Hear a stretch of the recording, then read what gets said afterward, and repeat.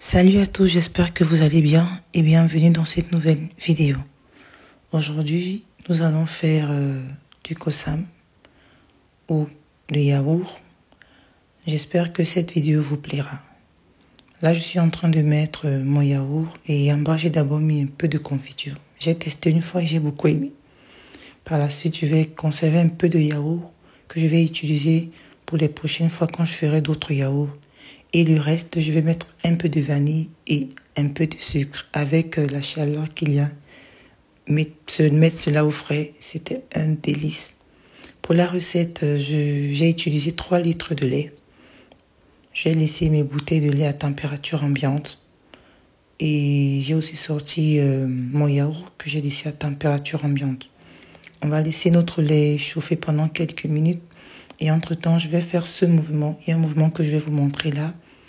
Généralement, pas généralement, mais j'ai constaté que quand je fais ce mouvement, lorsque je fais mes yaourts n'ont pas d'eau. Mes yaourts n'ont pas d'eau. Je viens de le faire de temps en temps. Et je me suis dit, pourquoi ne pas aussi partager cela avec vous si ça fonctionne chez moi. Donc de temps en temps, vous venez de faire ce mouvement. Et après quelques minutes, vous allez voir ce film qui va sortir au-dessus. On va l'enlever et on va encore attendre quelques minutes. Vous allez voir, il y a des petites bulles, comme dans la vidéo, il y a des petites bulles qui sont en train de sortir. Quand ces bulles sortent, vous devez éteindre votre feu. Vous mettez dans un endroit où ça peut refroidir. Sinon, si vous n'avez pas du temps, vous pouvez prendre une bassine assez grande, vous mettez de l'eau et vous mettez votre marmite. Comment savoir que c'est le bon moment de mettre votre yaourt? Après quelques minutes, dépendamment de la température de la pièce, vous mettez votre auriculaire dans le lait. Vous devez tenir 8 à 10 secondes sans vous brûler. C'est un peu lorsqu'on fait le lait de bébé, c'est cette température.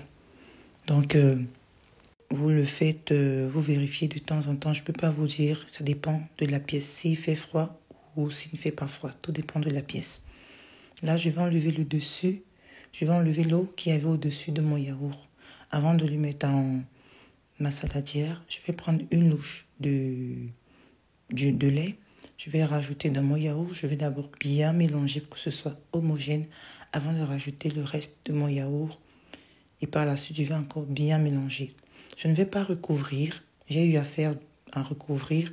Mais cette fois-ci, la façon qui a beaucoup plus marché chez moi, c'était cette façon que je suis en train de vous présenter parce que j'ai testé plusieurs façons. Donc là, j'ai mélangé. Je vais mettre dans mon four. Je ne vais pas allumer le four. N'allumez pas le four.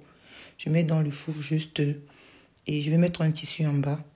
J'enlève tout ce qui est dans le four, les grilles et autres. Je mets juste le tissu en bas pour absorber l'excès d'humidité.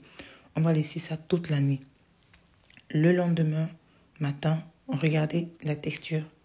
Vous voyez, il n'y a pas d'eau. Regardez comment c'est onctueux. Regardez la texture. Donc cette méthode, c'est cette méthode qui a marché chez moi.